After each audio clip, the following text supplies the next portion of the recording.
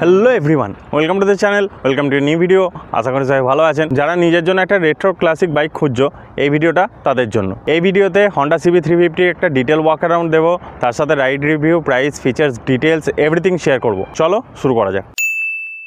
Honda classic একটা look দেওয়ার চেষ্টা করেছে, বাট উইথ মডার্ন ফিচার্স। হেডলাইটের ওপর সুন্দর ক্রোম ফিনিশ দিয়েছে, যেটা এর রেট্রো লুকটাকে এনহ্যান্স করে। রাউন্ড শেপের LED headlight with round turn blinkers, front shocker, front mudguard, then the front wheel. Front mudguard is of metal. এখানে এটা হচ্ছে শকারের কভার, এটাও কিন্তু মেটাল।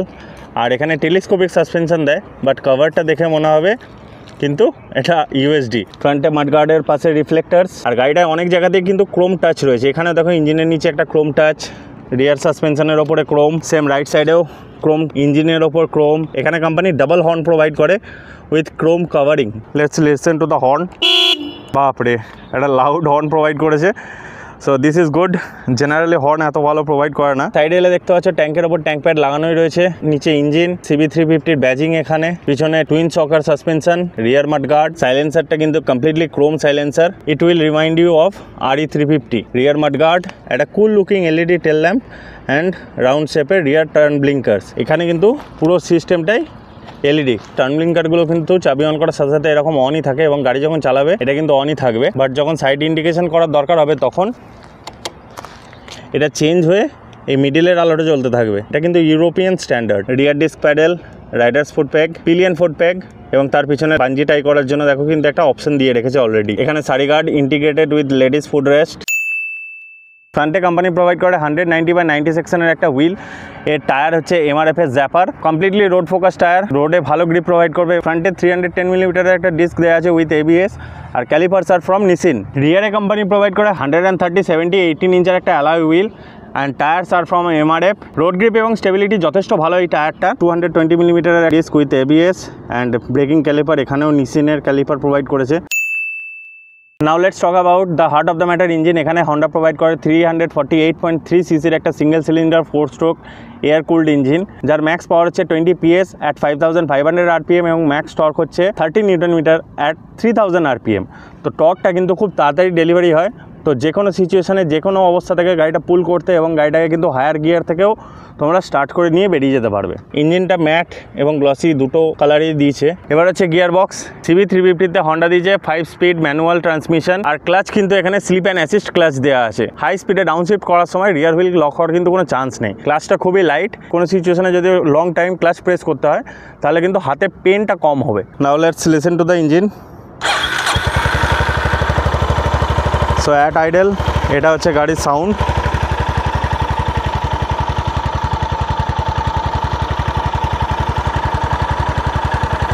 একটা ক্লাসিক থাম্প নোট প্রোভাইড করেছে, অ্যান্ড রেভ করলে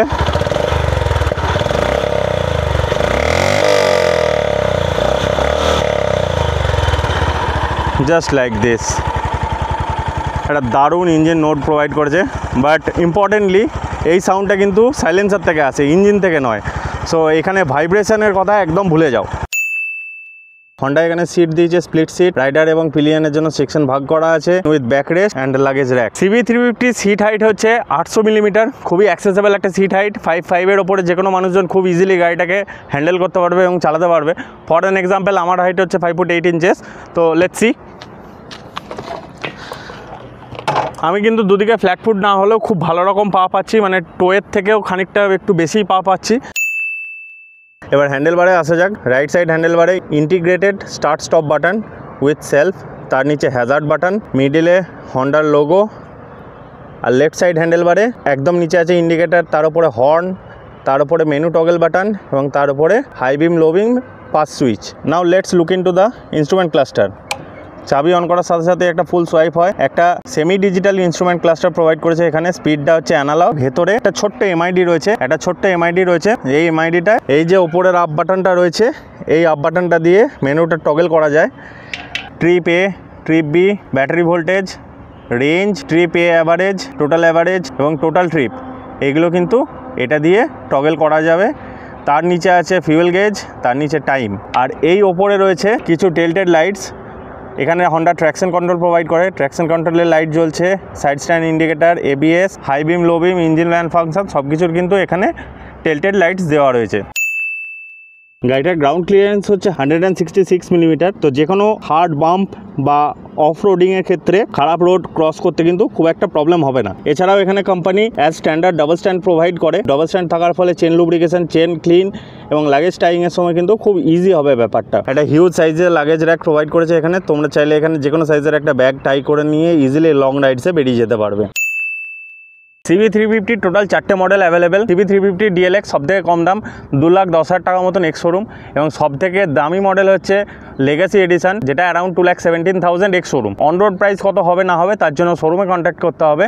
তো বর্ধমান বিগুইংয়ের নাম্বার আমি ডিসক্রিপশন বক্সে এবং স্ক্রিনে দিয়ে দেবো, চাইলে তোমরা কন্ট্যাক্ট করে নাও, এবং গুগল ম্যাপ লোকেশন দিয়ে দেবো, চাইলে শোরুম ভিজিট করো, টেস্ট রাইড নাও, বাইক বুক করো and make it yours. So এটা ছিল CB350-র একটা ডিটেল ওয়াক অ্যারাউন্ড। এরপর একটা রাইড রিভিউ শেয়ার করবো। Let's go. First gear engage করা আছে,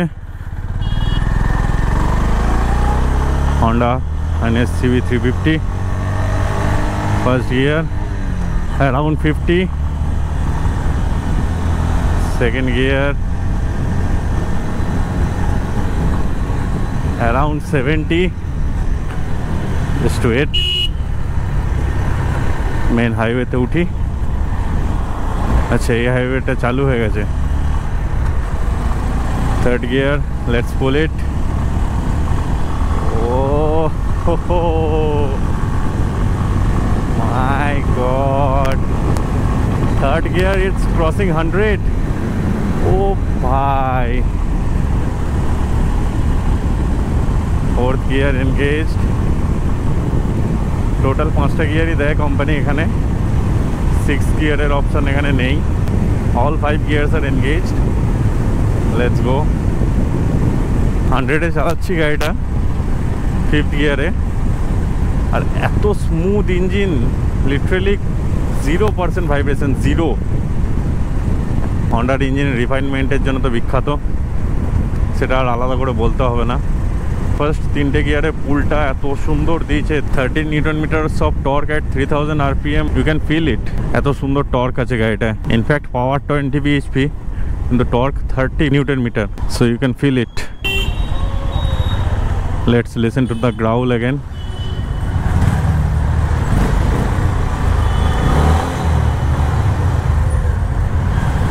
শুনতেই পেলে।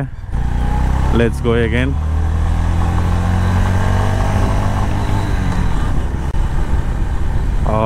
Oh ভাই, দিস পুলস অসম। যারা রেট্রো ক্লাসিক টাইপের বাইক পছন্দ করো এবং রয়্যাল এনফিল্ড ক্লাসিকের দিকে যেতে চাইছো, তাদেরকে ডেফিনেটলি বলবো ট্রাই দিস আউট। জাস্ট একবার টেস্ট রাইড নাও। থার্ড গিয়ার 80 কিছু মনেই হচ্ছে না। সিটিং কমফর্টও খুব ভালো, মানে ইনফ্যাক্ট খুব সুন্দর একটা আপরাইট পজিশনে সিটিং। এটা অল ডে লং রাইড করতে কিন্তু কোনো প্রবলেম হবে না। হ্যান্ডেল বারে নো ভাইব্রেশন। খুব হায়ার রেভ রেঞ্জে গেলে একটু ফিল হচ্ছে ভাইব্রেশন, বাট গিয়ার শিফট করে নিলে আর কিছু মনে হচ্ছে না। Again buttery smooth engine from Honda as usual. Honda is known for its refinement. চলো স্পিড না কমিয়ে ব্রেকারটা ক্রস করি। সাসপেনশন টেস্ট ফাইন, মানে খুব বেশি সফট সাসপেনশন নয়, বাট যেটুকু আছে দ্যাটস এনাফ। চলো একটা টার্নিং রেডিয়াস টেস্ট হয়ে যাক। First gear engaged.